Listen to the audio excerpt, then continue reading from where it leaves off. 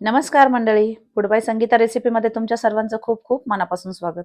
तर मंडळी, आज आपण तोंडाची चव बदलणारा सुक्या बोंबलाचा झणझणीत ठेचा कसा बनवायचा ते पाहणार आहोत.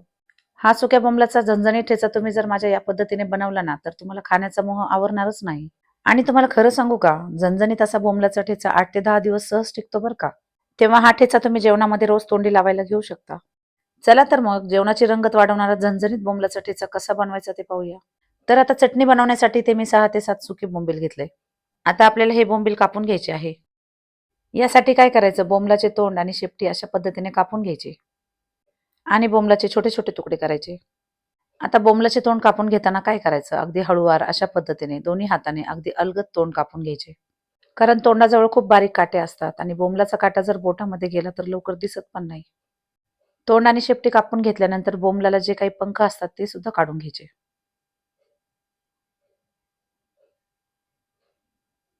आणि हाताने निघत असेल तर हाताने किंवा विळेने हे सर्व पंख काढून घ्यायचे.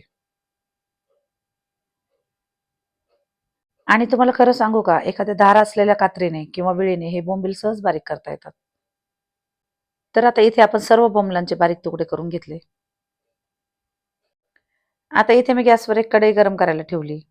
त्यामध्ये काही हिरव्या मिरच्या घातल्या. आता या मिरच्या आपल्याला मस्त भाजून घ्यायच्या आहे. मिरच्यांमधील जो कडकपणा असतो, कच्चेपणा असतो, तो नाहीसा होईपर्यंत आपल्याला मिरच्या भाजून घ्यायच्या आहे. तर आता मिरच्या एकसारख्या हलवत 2 ते 3 मिनिट मिरच्यांना हलकेसे काळे डाग पडेपर्यंत मिरच्या भाजून घेतल्या. आता यामध्ये मी काही लसणाच्या पाकळ्या घातल्या. तर इथे मी 25 ते 30 लसणाच्या पाकळ्या सोलून घेतल्या, त्या यामध्ये घातल्या. आणि जसे आपण मिरच्या भाजून घेतल्या ना, लसूण सुद्धा तसंच काळे डाग पडेपर्यंत भाजून घ्यायचा. एकसारखा हलवत 1 ते 2 मिनिट लसूण भाजून घ्यायचा.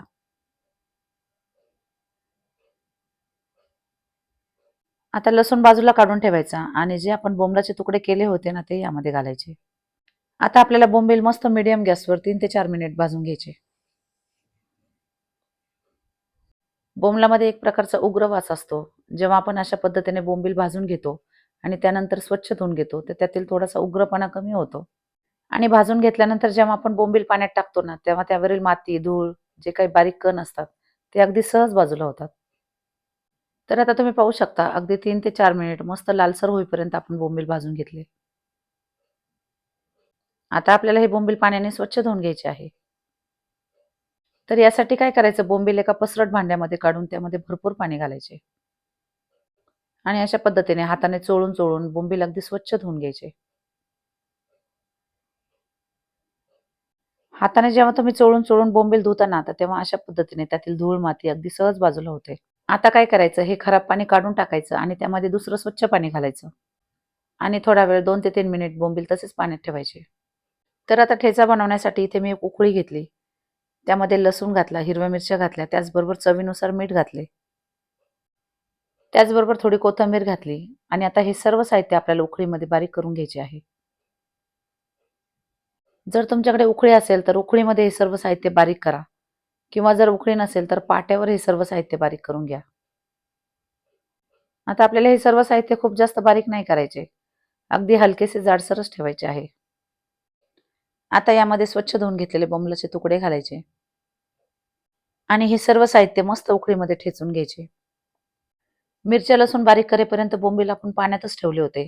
त्यामुळे बोंबील छान भिजले आहे. त्यामुळे अशा पद्धतीने ठेचा बनवताना बोंबील अगदी सहज बारीक होतात. आणि अशा पद्धतीने जेव्हा आपण ठेचा बनवतो ना, तेव्हा खरं सांगायचं ठरलं, तर कधी आपल्याकडे पाटाही नसतो आणि उकळी सुद्धा नसते. तर अशा वेळेला काय करायचं, हे सर्व साहित्य मिक्सरमध्ये घालायचं आणि चालू बंद करत करत हे जाडसरच बारीक करून घ्यायचं. तर अशा पद्धतीने आपल्याला सगळा ठेचा बारीक करून घ्यायचा आहे. तुम्हाला एक सांगू का, हा ठेचा असा सुद्धा खायला खूप भारी लागतो बरं का. पण आपल्याला हा ठेचा 8 ते 10 दिवस टिकवायचा आहे. यासाठी गॅसवर एक कढई गरम करायला ठेवायची आणि त्यामध्ये थोडे तेल घालायचे. आणि तेल गरम झाले की उकळीमध्ये बारीक केलेला सर्व ठेचा यामध्ये घालायचा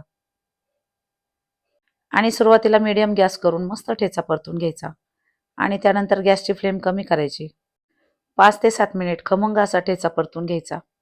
तुम्हाला जर परतून घेताना ठेचा कोरडा वाटला तर यामध्ये आणखी थोडे तेल घालायचे आणि बोंबीलमधील पूर्णपणे ओलावा नाहीसा होईपर्यंत, हलकासा लालसर होईपर्यंत ठेचा परतून घ्यायचा. तर मंडळी, हा 8 ते 10 दिवस टिकणारा झणझणीत सुक्या बोंबलाचा ठेचा तुम्हाला कसा वाटला हे मला कमेंट करून नक्की सांगा. तुमच्या जेवणाच्या ताटामध्ये भाजी काहीही असो, पण हा ठेचा जर जोडीला असेल तर तुम्ही एक भाकरीऐवजी 2 भाकरी नक्कीच खाणार. तेव्हा तुम्ही सर्वांनी एकदा हा सुक्या बोंबलाचा झणझणीत ठेचा नक्की ट्राय करा आणि तुमच्या जेवणाची चव वाढवा. धन्यवाद.